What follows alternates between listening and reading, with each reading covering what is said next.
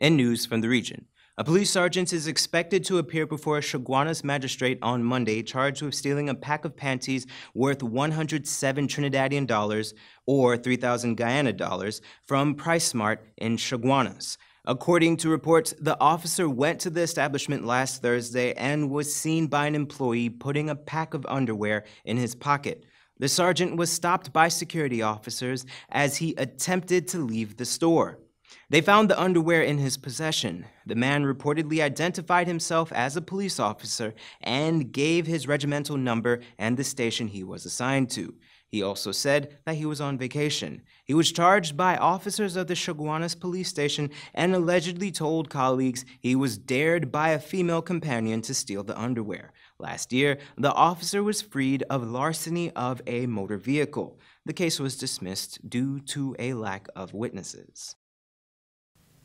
And in Brazil, far-right politician Jair Bolsonaro has won a sweeping victory in his nation's presidential election. The former army captain won 55.2% of the vote against 44.8% for Fernando Haddad of the left-wing Workers' Party. Mr. Bolsonaro's pledge to fight crime and corruption following a string of scandals has won him mass support. However, critics are worried by his praise of Brazil's former dictatorship and by his comments on race, women, and homosexuality. In one infamous incident in 2015, he told a fellow lawmaker she was too ugly to rape. For supporters, he is a politician who they say will bring much-needed change to a country, a swing to the far right after 4 elections won by the left. For the past 4 years, Brazil has been consumed by a criminal investigation known as Operation Car Wash that has uncovered massive corruption. Dozens of businesses and political leaders have been jailed. Among them was former President Luiz Inácio Lula da Silva, who was barred from standing in the election despite receiving popular support. President-elect Jair Bolsonaro takes over on the 1st of January 2019.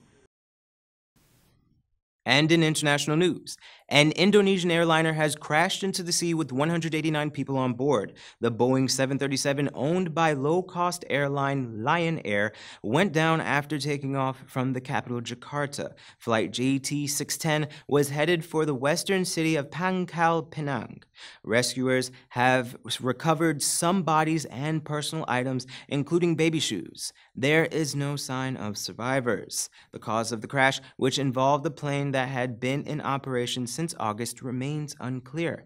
The incident is reported to be the first major accident involving a Boeing 737 MAX, an updated version of the 737.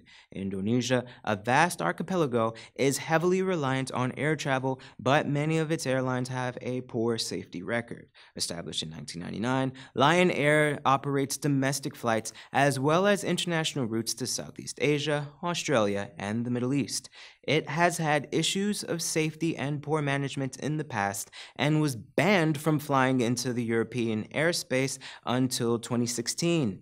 In 2013, Lion Air Flight 904 crashed into the sea on landing at Bali's International Airport. All 108 people on board survived. In 2004, Flight 538 from Jakarta crashed and broke upon landing at Solo City, killing 25 people. For Channel 2 Headline News, George Gonzalez. Thanks for watching Headline News. Leave a like or a comment below. And for updates on the latest news happening in Guyana, click the subscribe button.